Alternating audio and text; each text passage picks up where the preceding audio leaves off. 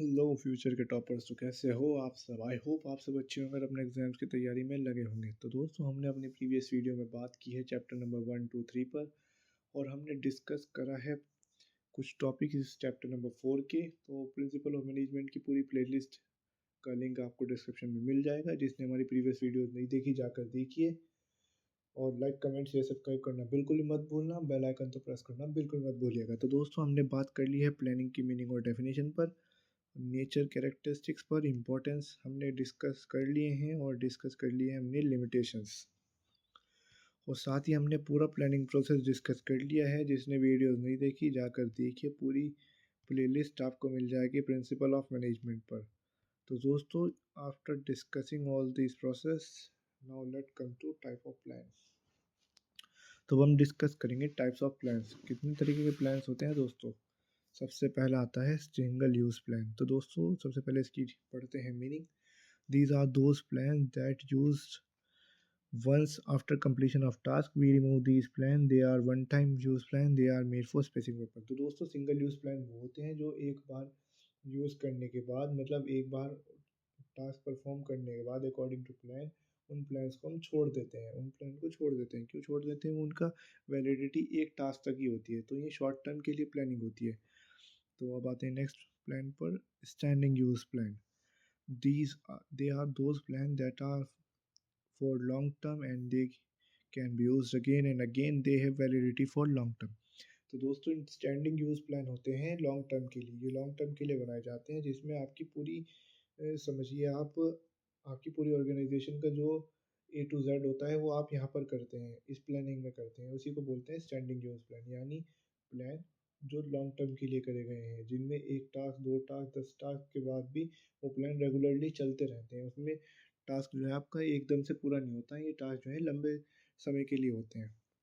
तो आते हैं थर्ड प्लान पर, objectives. They are those that are for single use. Objectives are and towards which activities are directed. It must be for single activity. It is achievable and feasible. तो दोस्तों, objective होता है उसके लिए एक तरीके से सिंगल यूज प्लान होता है ये। जैसे कि एक बिजनेस का ऑब्जेक्टिव है, तो उसका ऑब्जेक्टिव क्या है कि सबसे ज़्यादा नेट सेल हो।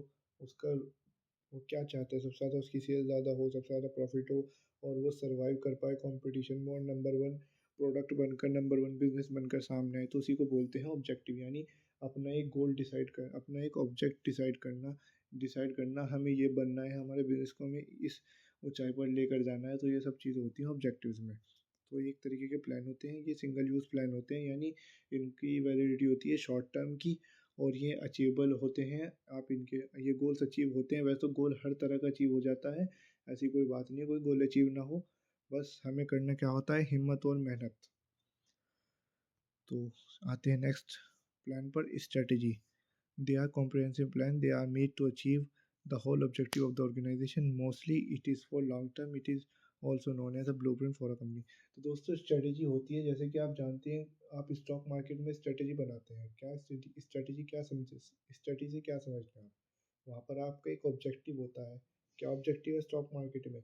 कि हमारा ऑब्जेक्टिव है कि सबसे ज़्यादा हमें प्रॉफिट हो, हम सस्ता खरीदें और महंगा बेचें, और आपको ज़्यादा मार्जिन मिले, ज़्यादा लिवरेज मिले। तो यही तो एक तरीके से स्ट्रेटेजी हुई। स्ट्रेटेजी क्या होती है? एक तरीके से ब्लूप्रिंट होना। ब्लूप्रिंट समझते हो? जैसे कि एक तरीके से मैपिंग कर लेना, कि हमें सपोज एग्जांपल के तौर पे हमें सहारनपुर टू मेरठ जाना है, तो आप क्या करोगे? आप मैपिंग करोगे, वो पूरा रास्ता निकालोगे, पूरी प्लानिंग करोगे। भाई भाई, पहले मुजफ्फरनगर जाऊँगा, सहारनपुर से मैं देवबंद भी जाऊँगा, देवबंद भी रास्ते में पड़ेगा, तो मैं वहाँ से एक कट लूँगा। तो ये सारी चीज़ें आपने स्ट्रेटेजी जो बनाई है, उसको बोलते हैं स्ट्रेटेजी बनाना। जो जो आपने प्लानिंग की है, इसको बोलते हैं स्ट्रेटेजी बनाना। आते हैं नेक्स्ट चीज़ पर, पॉलिसी। नेक्स्ट प्लान है हमारा policy. These are own ways of handling the problem. They are prepared at every level in an organization because they need to maintain according to situation. Policies होती हैं दोस्तों हमारी organisation की general guideline समझ लीजिए, जो हमारी प्रॉब्लम सॉल्व करने में हेल्प करती हैं। जैसे कि ये कौन बनाता है? टॉप लेवल ही जनरली बनाता है पॉलिसीज़, और ये हर लेवल के लिए अलग अलग बनाई जाती हैं। तो हमारे कितने तरह के लेवल्स होते हैं बिजनेस मैनेजमेंट के अंदर? 3 तरह के लेवल होते हैं, top level, middle level, lower level. तो हर लेवल के लिए पॉलिसीज़ बनाई जाती हैं बिजनेस के अंदर, जिससे कि हम अपने ऑब्जेक्टिव और गोल वगैरह बिजनेस के अचीव कर सकें। तो यही इसके अंदर बताया गया है। तो आते हैं नेक्स्ट पॉइंट पर, procedure. These are required steps established in advance for handling future condition. These steps must be predetermined so that everyone follows same steps. They are expressed in specific term. तो दोस्तों procedure वो होते हैं जो हम अपनी business के लिए, अपनी कंपनी के लिए, फैक्ट्री के लिए बनाते हैं, और वो हमेशा एक ही तरीके से फॉलो किए जाते हैं, और उनका सेम रूल होता है, सेम रेगुलेशंस होते हैं, और उन प्रोसीजर को ही पूरी कंपनी फॉलो करती है। जैसे कि एक कंपनी का मोटिव होता है सबसे ज़्यादा नेट सेल्स करने का, सबसे ज़्यादा वो चाहती है कि उसकी सेल सबसे ज़्यादा हो। तो उनका जो सेल्स हेड होगा वो उनको एक सेल्स पिच बताएगा कि इस तरह से आपको सेल करना है, इस तरह आपको कस्टमर से बात करनी है। तो वही मेथड सारे सेल्समैन यूज़ करते हैं, और उससे उनका टारगेट भी अचीव होते हैं। तो ये इसमें बात है प्रोसीजर के अंदर। तो अब आते हैं next point, next type of plan पर, rules. Rules are norms for action and non action of the employ. These are specific and rigid. They help in creating discipline in an organization and must be helpful in creating efficiency in environment. जो rules होते हैं दोस्तों, हमारे सिद्धांत, हमारी factory, हमारी company का जो सिद्धांत है, जैसे कि जिससे कि हमारी कंपनी के अंदर कॉन्फ्लिक्ट्स ना हो, उन हमारे रूल्स के अकॉर्डिंग कंपनी चले। रूल्स यानी हमारे नॉर्म्स के अकॉर्डिंग कंपनी चले, हमारे बिलीफ के अकॉर्डिंग कंपनी चले। जैसे कि एक कंपनी के अंदर डिसिप्लिन डिसिप्लिन नाम की चीज़ होती है। जैसे जो आप देख सकते हैं, कोई स्ट्राइक वगैरह ना हो, कोई लॉकआउट्स वगैरह ना हो, कोई झगड़े ना हो, उन सब को फॉलो करते हुए इन सबको ख़त्म करना चाहिए। कंपनी यही चाहती है कि वहाँ पर कोई झगड़ा वगैरह ना हो, तो उसी के बारे में बताया गया है। तो नॉर्म्स वगैरह डिसाइड होते हैं जिससे कि हमारी फैक्ट्री को एफिशिएंसी चलाया जा सके। आप ये समझिए, हमारी फैक्ट्री को जो एफिशिएंसी चलाने के लिए नॉर्म्स डिसाइड होते हैं, गाइडलाइंस बनाई जाती हैं, उनको बोलते हैं हम rules. Program. Programs are combination of goals, objective, policy, procedure, and rules. All these together form a program. They are made to get a systematic working in an environment. Programme के अंदर goals, objective, rules, procedure जो मैंने अभी आपको पहले पढ़ाए हैं, इन सबको टुगेदर, इन सबको इकट्ठा करना ही होता है एक प्रोग्राम तैयार करना।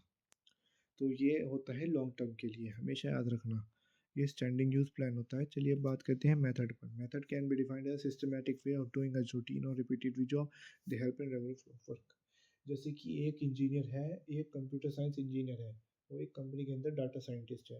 तो उसका एक रेगुलर मेथड होगा, वो एक तरीके से काम करना पसंद करता होगा, जैसे उसकी अपनी कोडिंग वगैरह करने का तरीका होगा।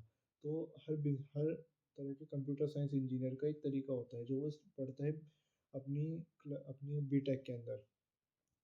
तो वो जो मेथड यूज़ कर रहा है हमारी ऑर्गेनाइजेशन के वो ऑब्जेक्टिव को अचीव करने के लिए, उसी को बोला जाता है मेथड। तो आते हैं नेक्स्ट टाइप ऑफ प्लान पर, budget. A budget is a statement of expected result and numeric terms. Expected result expressed in numerical terms, दोस्तों यहाँ पर मिसिंग है, नहीं आगे लिखा हुआ है। Budget is a statement of expected result expressed in numerical term. Budget क्या होता है?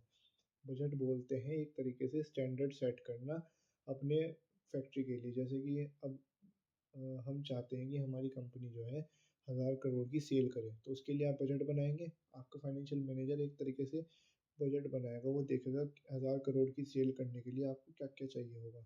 तो उसके लिए जो फाइनेंस लगेगा, उसके लिए जो एम्प्लॉयज़ लगेंगे, स्टाफ लगेगा, उन सब की जो आप प्लानिंग करेंगे उसको बोलते हैं budget. Goals. Goals are overall and collective ends of organization. They are not expressed in numerical terms. They are made for long term. तो goals जो होते हैं हमारे लॉन्ग टर्म ऑब्जेक्टिव के लिए, लॉन्ग टर्म के लिए सेट होते हैं। जैसे कि एक कंपनी का गोल है, आपको बताता हूँ। एक कंपनी सपोज एग्जांपल लीजिए शाओमी। शाओमी का गोल है बेस्ट एंड्रॉयड फ़ोन्स का, तो वही वो अचीव कर रही है आज की डेली टाइम्स में, और डेली अपडेट होते रहते हैं उसके गोल। ये सब बात है। तो यहीं पर एंड करते हैं इस वीडियो को। लाइक, कमेंट, शेयर, सब्सक्राइब करना मत भूलना।